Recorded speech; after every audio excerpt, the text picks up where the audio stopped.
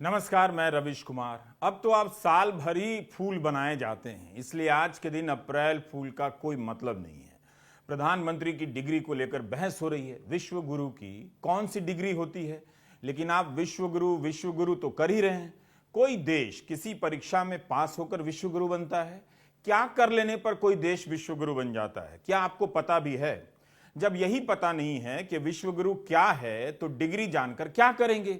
यही दिल्ली में IP college में छात्राएं प्रदर्शन कर रही हैं। उनसे पहले मिरांडा और गार्गी की छात्राएं कॉलेज उत्सव के दौरान लड़कों के आक्रमण और गुंडागर्दी को झेल चुकी हैं। मीडिया रिपोर्ट है कि लड़के लड़कियों के कॉलेज में घुसकर नारे लगाते देखे गए कि लड़कियां हमारी हैं। आईपी कॉलेज की छात्राओं ने इसके खिलाफ प्रदर्शन किया, प्रिंसिपल से इस्तीफा मांगा है। लेकिन क्या हो रहा है? गार्गी कॉलेज में गुंडागर्दी करने वालों का ही क्या हो गया?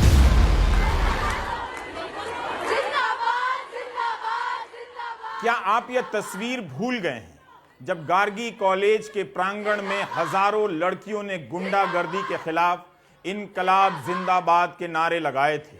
लेकिन उससे क्या हो गया?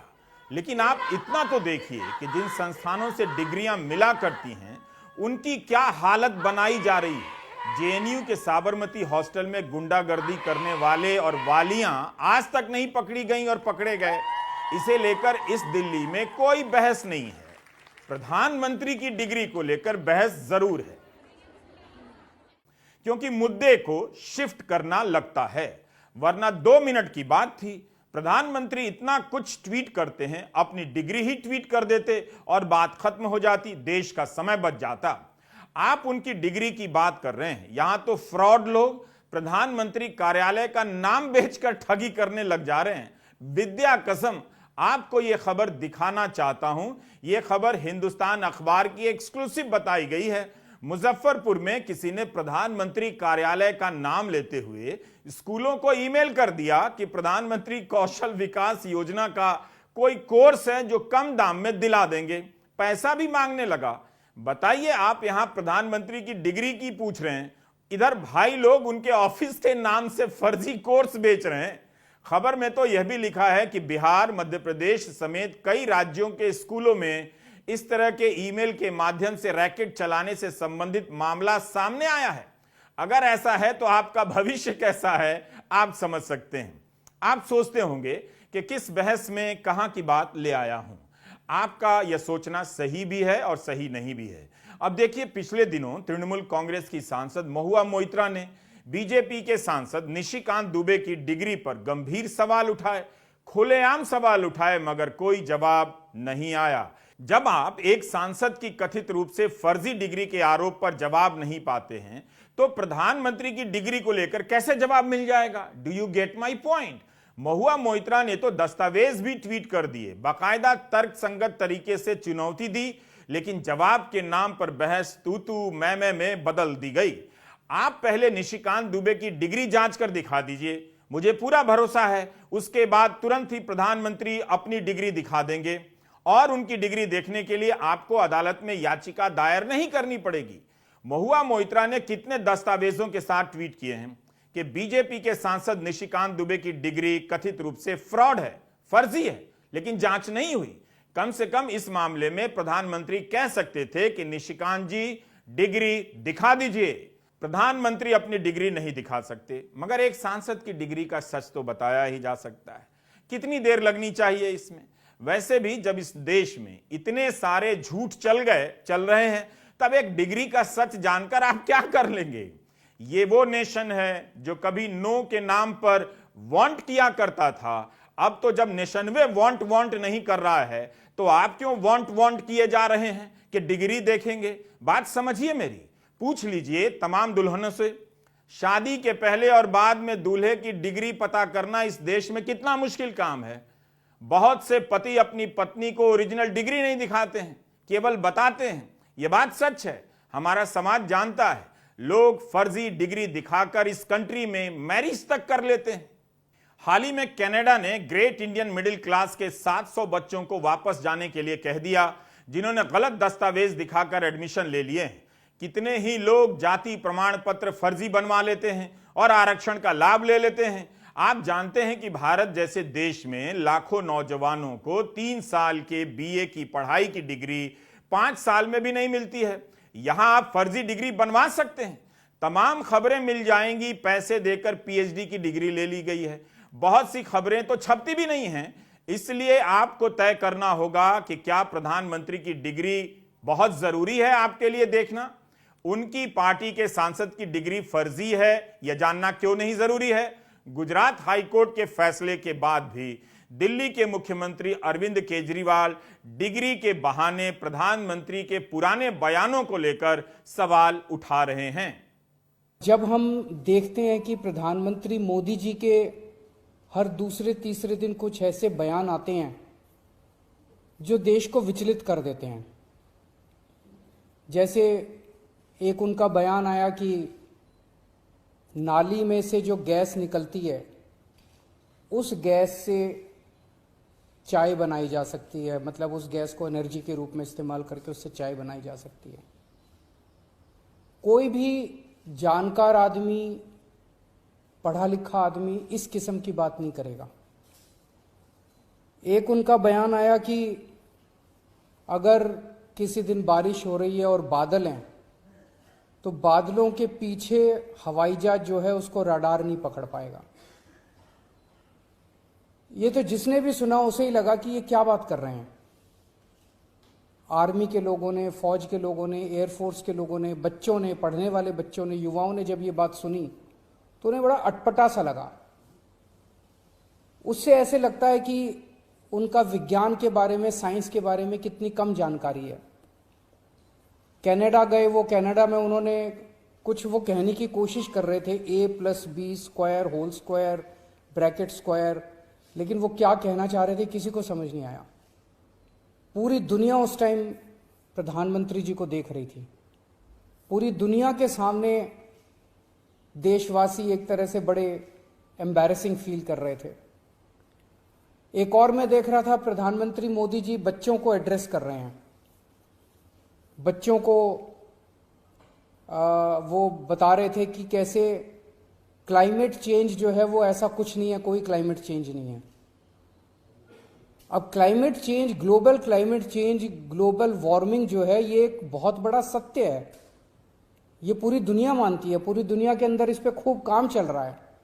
अगर हमारे देश के प्रधानमंत्री ऐसी बात करेंगे कि क्लाइमेट चेंज कुछ नहीं है, ग्लोबल वार्मिंग कुछ नहीं है, तो फिर तो उसके ऊपर हम एक्शन भी कैसे ले पाएंगे। और मैं देख रहा था उसमें जो बच्चे सुन रहे थे वो दबी जबान में हंस रहे थे। ऐसे में ये संदेह होता है और ये प्रश्न उठता है कि क्या हमारे देश के प्रधानमंत्री पढ़े लिखे हैं और कितने पढ़े लिखे हैं। अभी तो अदानी का मामला चल रहा था, महंगाई का मामला चल रहा था, अचानक डिग्री का आ गया। इस पुराने विवाद से उम्मीद है भारत की शिक्षा प्रणाली में सुधार आ जाएगा। कम से कम यही देख लीजिए, कॉलेज में पढ़ाई का स्तर, योग्यता और अनुभव को किनारे कर अपने लोगों को टीचर बनाने का खेल, दिल्ली यूनिवर्सिटी का सेशन लेट, इन सब पर अब जनता बहस नहीं करती है। क्या प्रधानमंत्री को शोभा देता है कि वे अपनी डिग्री ट्वीट कर दें इसके बीच? तब तो लोग पूछने लग जाएंगे कि अब इसके बाद यह भी बता दीजिए कि इलेक्टोरल बॉन्ड में कौन कौन पैसा दे रहा है। नाम ना पता चले ऐसा कानून आपने क्यों बना दिया। पारदर्शिता का मतलब बदल गया है। इसका नया मतलब है उस पार की सूचनाओं का दर्शन कभी नहीं होगा। आप घंटी बजाते रह जाएंगे। यह उनके लिए शोभा भी नहीं देता कि अपनी डिग्री ट्वीट करें। शिकायत तो उनके क्लासमेट से होनी चाहिए जो उनके साथ स्कूलों में पढ़े, कॉलेज में पढ़े। उन्हें अपनी यादें साझा करनी चाहिए थी। ट्विटर पर लोग पूछ भी रहे हैं कि जहां से उन्होंने पढ़ाई की उनके क्लासमेट तो होंगे ही। अब वे सामने नहीं आ रहे हैं तो हम क्या करें। वरना तो प्रधानमंत्री के साथ पढ़े लोग कितने गर्व के साथ रीयूनियन की तस्वीरें खिंचाते हैं, फेसबुक पर लिख रहे होते ये लोग। अब उन्हें यह गर्व नहीं करना है तो यह उनकी समस्या है, मेरी कैसे हो सकती है। सोचिए, जिन कॉलेजों में शिक्षक नहीं हैं वहां से पास करने वाले नौजवानों की डिग्री का कोई मतलब है? वे फर्जी ना भी हों तो भी किस काम की रह जाती होंगी। कितनी बार इससे जुड़ी खबरें बता चुका हूं। क्या नौजवान सड़क पर आ गए या कोचिंग इंडस्ट्री में जाकर खप गए? अब तो दिल्ली यूनिवर्सिटी में सुनाई दे रहा है कि जो लोग 10-10 साल से एडहॉक पढ़ा रहे थे उनकी जगह किसी और का परमानेंट हो जा रहा है। समाज इतने दुखों को झेल जाता है, पचा ले जाता है, तो एक प्रधानमंत्री की डिग्री को क्यों नहीं पचा सकता? सब तरफ शांति ही शांति है। जो 10 साल से पढ़ा रहा था तब लायक था, लेकिन परमानेंट करने का टाइम आया तो लायक नहीं रहा। दिल्ली विश्वविद्यालय में वर्षों तक एडहॉक पढ़ाने वाले इस समय लोकतंत्र, न्याय, इन सब के बारे में किस तरह से सोच रहे होंगे? किसका हो रहा है, कैसे हो रहा है, इस पे सारी चर्चाएं गुप्त रूप से हो रही हैं। अधर्म की रक्षा करना ही इस वक्त धर्म की राजनीति का सबसे बड़ा कर्तव्य होता है। सांसद निशिकांत दुबे की डिग्री के विवाद को आप जनता पचाएंगे, पचाना पड़ेगा। दुनिया में भारत अकेला देश है जो विश्व गुरु बनने वाला है।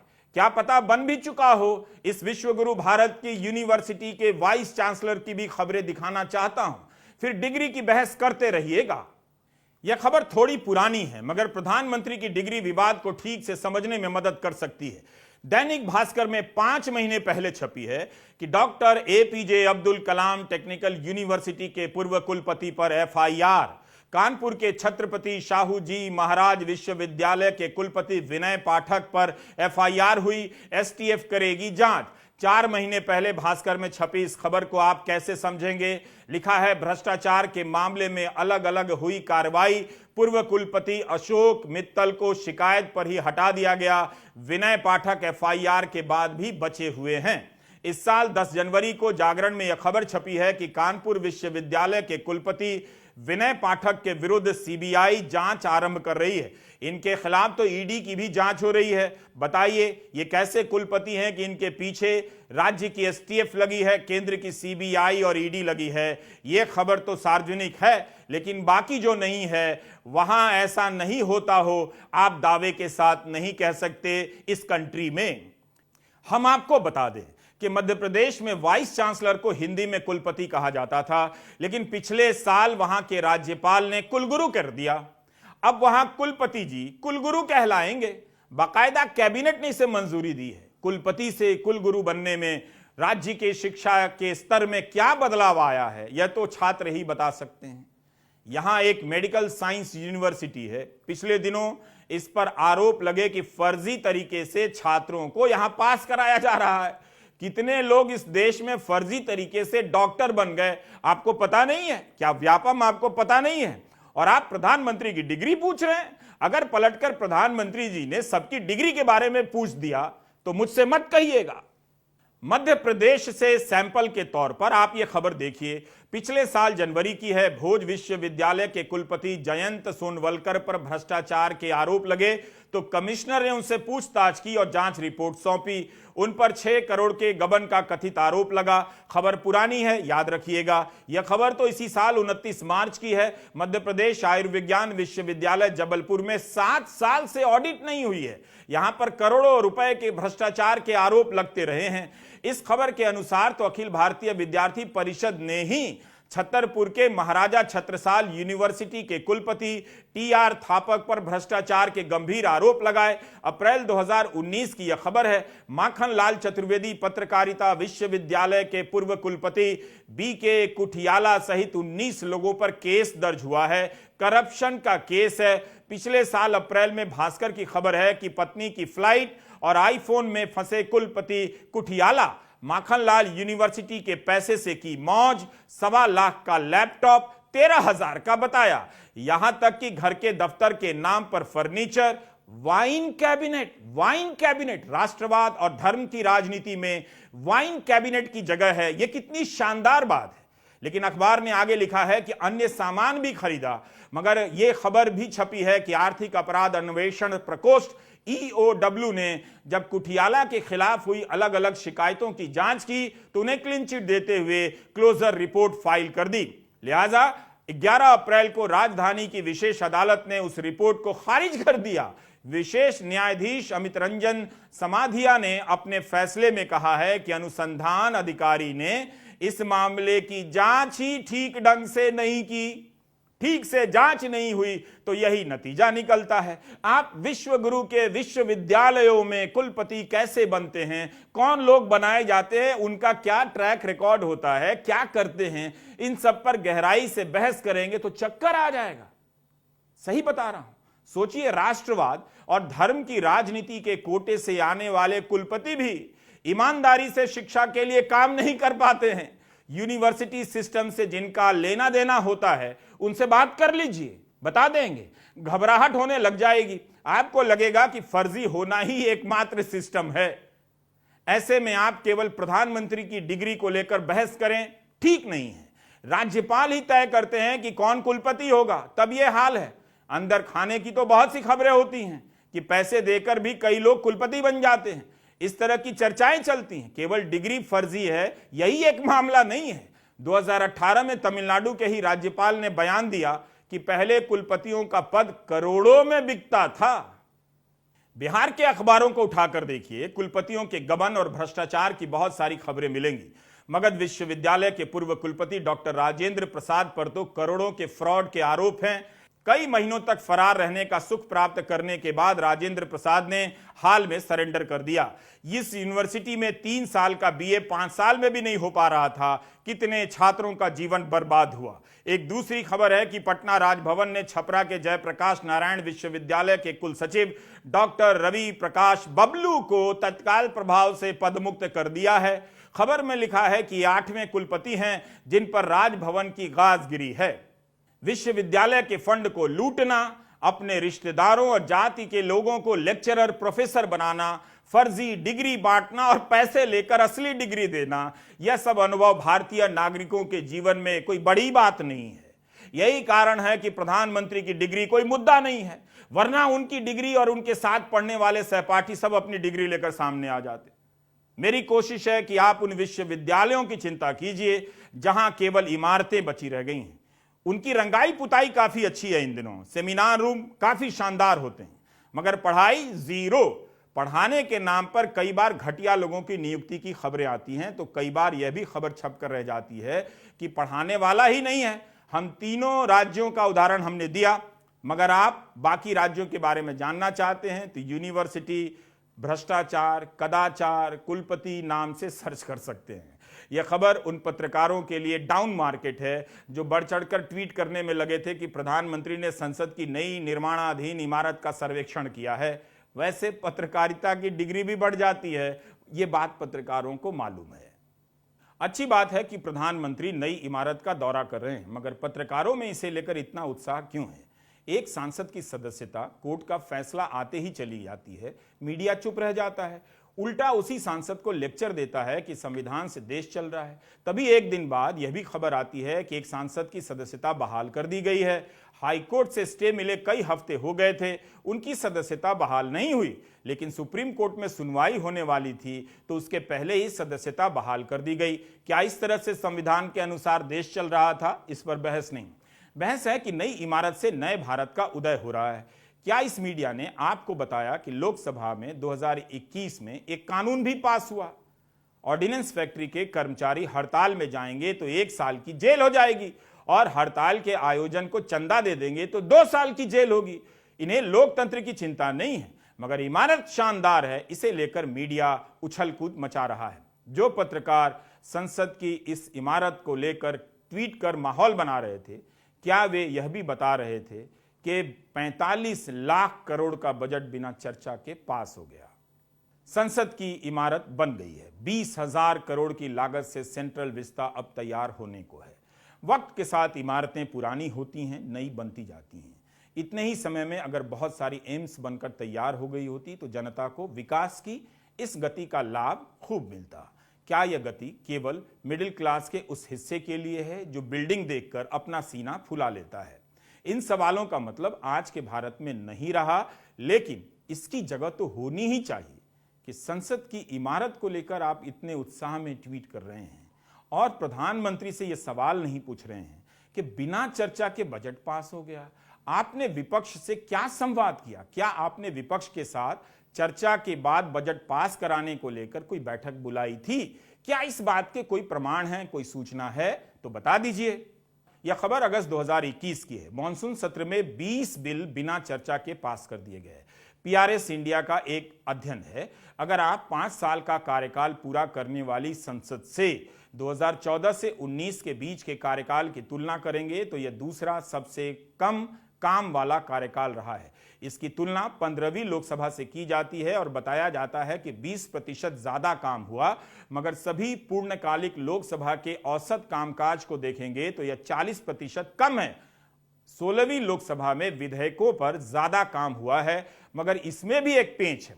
हर बिल संसद की कमेटी में चर्चा के लिए भेजी जाती है। प्रायः 14वीं और 15वीं लोकसभा में जितने भी बिल पेश हुए उनमें से 60 से 70% बिल लोकसभा की कमेटियों में चर्चा के लिए भेजे गए, मगर 16वीं लोकसभा में यह प्रतिशत घटकर 25 पर आ गया। यही नहीं, बजट का 83% हिस्सा बिना बहस के पास कर दिया गया। कहने का मतलब है कानून बनाने की संसद की इस अहम प्रक्रिया का महत्व घट गया। इसे लेकर कोई ट्वीट नहीं है, बिल्डिंग को लेकर उत्साह है, सेल्फी खिंचाते रहिए। इसे भी नोट करें कि 16वीं लोकसभा में बजट का 83% हिस्सा बिना चर्चा के पास हुआ। 2023 से 24 के बजट का 100% हिस्सा बिना चर्चा के पास हुआ। आर्टिकल 107 में लिखा है कि बिना दोनों सदनों की बहस की सहमति के कुछ विशेष बिलों के अलावा कोई बिल पास नहीं हो सकता।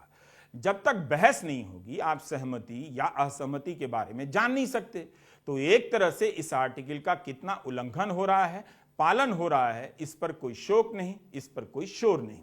शोर है कि नई इमारत बन गई है। एक नया ट्रेंड है, अस्पताल बनाने के नाम पर भव्य इमारतें बहुत जल्दी बना दी जाती हैं।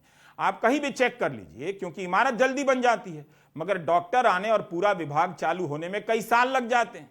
यह भी आप कहीं भी चेक कर सकते हैं। इसलिए आप देखेंगे कि इमारतों पर बहुत जोर रहता है। अब तो भीड़ देखकर प्लेटफॉर्म टिकट भी 50 रुपए का कर दिया जाता है। सामान्य दिनों में वैसे 10 रुपए का ही मिलता है। इन दिनों रेल मंत्री के ट्विटर हैंडल से रेलवे स्टेशन के बहुत से एनिमेशन वाले वीडियो ट्वीट किए जाते हैं। कई ट्वीट में लिखा रहता है कि प्रस्तावित है। इससे यह समझना मुश्किल है कि उस एनिमेशन को मंजूरी मिल गई है या मिलने वाली है।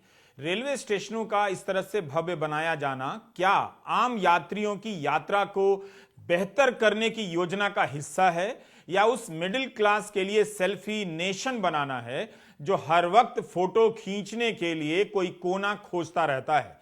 यह सवाल आपको विकास विरोधी लगेगा, मगर कोई भी विकास सवालों से परे नहीं होता। स्टेशन की इमारतों को लेकर सरकार जल्दी में दिखने लगी है। क्या इसके जरिए करोड़ों लोगों को प्रभावित करने की कोई योजना है कि बहुत कुछ हो रहा है? क्या इन स्टेशनों की तरह रेल यात्रा के उनके अनुभवों को भी शानदार किया जा रहा है? तब फिर हमें बात करनी चाहिए कि इन अनुभवों में किसकी आवाज है, आम आदमी की आवाज है या नहीं। रेलवे का किराया अब मुद्दा नहीं है, इसकी तो बात ही नहीं होती। 1250 रुपए का सिलेंडर खरीदने वाली जनता के पास विकल्प ही क्या है? रेल के महंगे होने का असर देखना है तो आप उन बसों में सफर कीजिए जो स्लीपर बसें कहलाती हैं। इस जगह की भीड़ बता रही है कि आम रेल यात्रियों की जिंदगी में क्या सुधार हुआ होगा। किसी भी एंगल से आप दिल्ली के आनंद विहार को देख लीजिए, जमीन से लेकर आसमान तक में इसका बेतरतीबपन आपको बताएगा कि इन यात्रियों का हाल लेने वाला शायद कोई नहीं। हम आपको आनंद विहार इसलिए ले आए हैं ताकि आपसे एक सवाल कर सकें। सवाल यह है कि इन स्लीपर बसों का अस्तित्व में आना क्या कुछ भी नहीं कहता? अगर गरीबों के लिए पर्याप्त संख्या में ट्रेनें चलाई गई होती तो लोग इन बसों से लंबी दूरी की यात्रा तय कर दिल्ली से मोतिहारी या दरभंगा क्यों जाते? इतनी लंबी दूरी की यात्रा इन बसों से करना आसान नहीं। जिस दौर में आप वंदे भारत की रफ्तार दिखाकर गुब्बारा हुए जा रहे हैं, उसी दौर में यह कौन सा क्लास है जो इन बसों से यात्राएं कर रहा है? इन बसों के भीतर का हाल भी कभी झांक कर देखिएगा। क्या ऐसा हुआ है कि आम लोगों को देखते हुए आम ट्रेनों की संख्या कम बढ़ाई गई है, या रेल का किराया इतना महंगा हो गया है कि लोग इन बसों से लंबी दूरी की यात्राएं तय कर रहे हैं? बात यह है कि इन सब सवालों को मीडिया से गायब कर दिया गया है, आम लोग ही गायब कर दिए गए हैं। क्या आपको पता है कि बिहार के दरभंगा से, सुपौल से, मुजफ्फरपुर से और मोतिहारी सहित कई जिलों से हर दिन करीब 100 बसें दिल्ली की तरफ रवाना होती हैं। मोतिहारी का स्टेशन भी कम चमकदार नहीं है, लेकिन यहां से लोग बसों में भरकर दिल्ली तक की यात्राएं कर रहे हैं। नए भारत को यह तस्वीर दिखा दीजिए। यहां से दिल्ली तक की यात्रा इन स्लीपर बसों में की जा रही है। ये आम लोग हैं जो मजबूर हैं 14 से 16 घंटे तक इन बसों में यात्रा करने के लिए। आमतौर पर एक बस में 42 सीटें निर्धारित हैं और चंपारण से लगभग 10 बसें हर दिन दिल्ली की ओर कूच करती हैं। तो इस प्रकार एक महीने में इन बसों से 12,000 यात्री दिल्ली पहुंचते हैं। पंकज ने लोगों से बात कर एक अनुमान लगाया। उनका कहना है कि इसकी वजह रेलवे में खोजी जा सकती है, क्योंकि रेलवे जरूरतों को पूरा नहीं कर पा रही है। पंकज ने बताया कि मोतिहारी से दिल्ली 7 ट्रेनें दी गई हैं। इनमें से हर दिन एक ही ट्रेन नियमित है जो मोतिहारी से दिल्ली जाती है, जबकि जिले की आबादी करीब 12 लाख है। क्यों मोतिहारी से हर दिन एक ही नियमित ट्रेन है? इसके अलावा 6 ट्रेनें हैं जो सप्ताह में सिर्फ 1 या 2 दिन ही दिल्ली जाती हैं। प्रतिदिन दिल्ली जाने वाली सप्त क्रांति सुपर फास्ट एक्सप्रेस हर दिन करीब 1000 यात्रियों को लेकर दिल्ली जाती है। वहीं साप्ताहिक ट्रेनों से 300 से 500 लोग जाते हैं। जाहिर है लोग इन बसों में ठेलाकर ठुसाकर यात्राएं करेंगे ही। क्या रेल मंत्री इन तस्वीरों को ट्वीट कर सकेंगे? इन बसों के योगदान को भारत की विकास यात्रा में जोड़ पाएंगे? जो नमस्ते बस है, इससे आप लोग कहाँ जा रहे हैं? तो बस से जा रहे हैं, ट्रेन से क्यों नहीं गए? टिकट नहीं मिला, तत्काल में भी ये ट्राई किए, नहीं मिला। अच्छा, कितने दिन से ट्राई कर रहे थे? लगभग 5 दिन से। और ट्रेन में टिकट नहीं मिला, तो इस कारण बस आप इस कारण बस ये बस से जा रहे हैं। कितना घंटा का जर्नी होता है ये? आप पहली बार जा रहे हैं? पहली बार जा रहे हैं। कहाँ के रहने वाले हैं? चिड़ियाखला से। अच्छा, आप पहली बार दिल्ली जा रहे हैं? जा रहे हैं, क्यों? सुविधा है इसलिए जा रहा है। कैसा सुविधा है? सुविधा टिकट ट्रेन में नहीं मिल रहा है, इस वजह से इसमें मिल जाता है, तो इससे आसान से आदमी चला जाता है। ट्रेन में किराया भी कम है, किराया भी ज़्यादा नहीं है इसलिए। कितना किराया लगता है? 600 रुपये लगा।